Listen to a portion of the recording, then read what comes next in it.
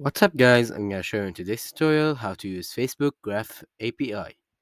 So today's tutorial is a bit tall, so I want you to keep up to the end to not miss out on any step. So what you will do is go to Facebook Developer. So when you're in, I want you to click on Create App, then I want to click Next, then scroll down and click on Other.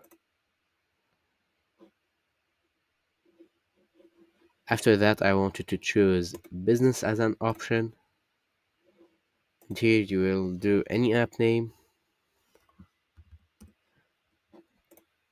Then put in your email.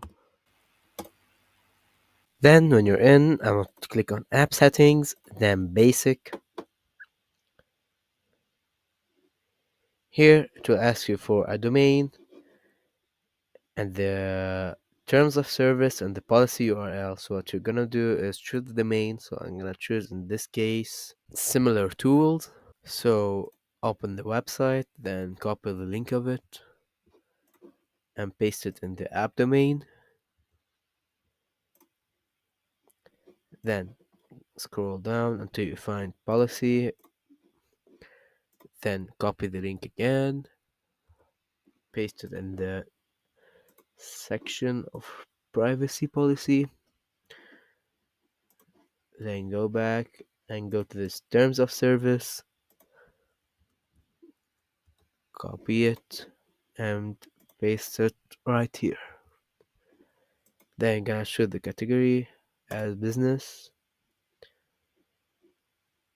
and then you want to do the app mode as live. Then I want to click on save changes. Then I want to click on tools, then Graph API Explorer. And here you will give the permissions. So these are the permissions. We're gonna just copy them and paste them right there.